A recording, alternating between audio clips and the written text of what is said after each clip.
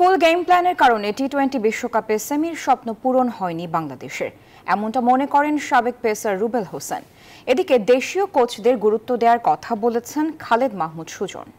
পাশাপাশি বোর্ড চাইলে প্রধান কোচের দায়িত্ব নিতে প্রস্তুত বলে জানান। আর গেম ডেভেলপমেন্টে পেস বোলিং কোচের দায়িত্ব নেওয়া তারেক আজিজ খান বলেন, ভালো করলে সুযোগ বাড়বে অন্যদের। ওয়ানডে বিশ্বকাপের পর টি-20 বিশ্বকাপেও বাংলাদেশের পারফরমেন্স মন জয় করতে পারেনি কারো। যুক্তরাষ্ট্র এবং ওয়েস্ট ইন্ডিজ বিশ্বকাপে গেম প্ল্যান ঠিক ছিল না বলে মনে করেন পেসার রুবেল হোসেন। কিছু গেম প্ল্যানিং মিসিং ছিল, এটা শুধু আমি না, এটা হয়তো অনেক বড় বড় ক্রিকেটাররাও বলেছে, প্লাস হচ্ছে অনেক বড় বড় কোচরাও বলেছে যে, এবং আমার পার্সোনাল মতামত যে আমার কাছে মনে হয় লাস্ট ম্যাচটা বিশেষ করে ওনার গেম প্ল্যানিং ভুল ছিল। এদিকে ভারতকে শিরোপা জেতাতে হেড কোচ রাহুল দ্রাবিড়ের অবদান বেশ। তাদেরকে অনুসরণ করে বাংলাদেশ ক্রিকেটে লোকাল কোচের দিকে ঝোঁকা উচিত মনে করেন তিনি।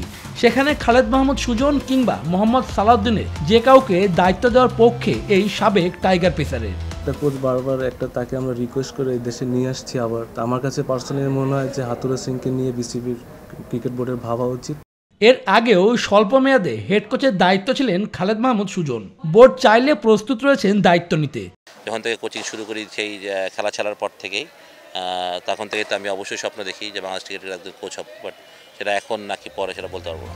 ক্রিকেটারদের পাইপলাইন শক্তিশালী করতে 3 সাবেক ক্রিকেটার রাজন সালে, তুষার ইমরান এবং তারেক আজিজকে যুক্ত করা হয়েছে বিসিবির গেম ডেভেলপমেন্টে। তারেক আজিজের মতে তারা ভালো করলে সুযোগ বাড়বে অন্যদের।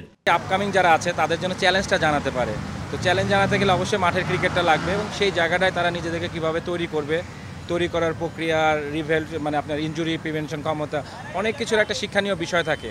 আমি আসলে স্বশিক্ষায় ছেলেদেরগুলোকে শিক্ষিত করতে চাই।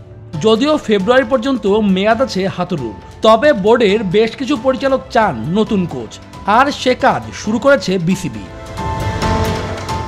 শুভদেবনাথ, নিউজ 24, ঢাকা।